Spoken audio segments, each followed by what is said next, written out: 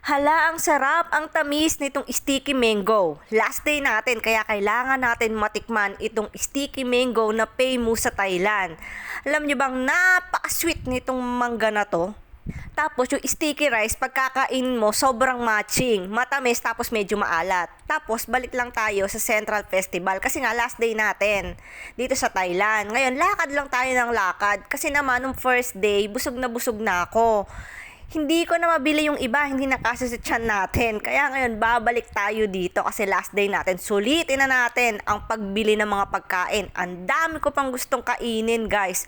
Kulang na kulang talaga yung ilang araw na pagpasyal dito. Sa sobrang daming pagpipilian at sobrang daming ang sasarap na ang mura-mura pa. Napakasulit ng punta mo talaga sa Thailand.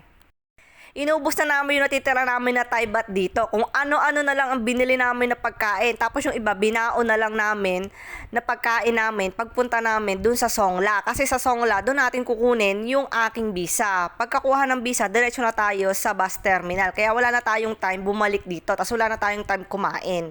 Kaya mabilisan na lang yung gagawin natin mamaya. Kaya ngayon, parang chill-chill muna tayo, kain-kain habang hindi pa natin kinukuha yung visa natin.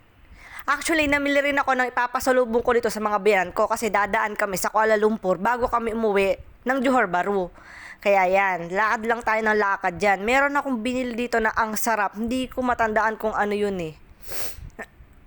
Tapos, syempre, nung pumunta kami ng Songkla, nung kumuha ng visa, nag-grab lang. Tapos yan, inintay pa kami nung grab, merong beach doon. Kaya yan, syempre, chill-chill lang tayo, kuha-kuha ng video sa beach, bago tayo pumunta doon sa mismong General Consulate. Ayan, kaya hello lang guys, hanggang dito na lang. Thank you!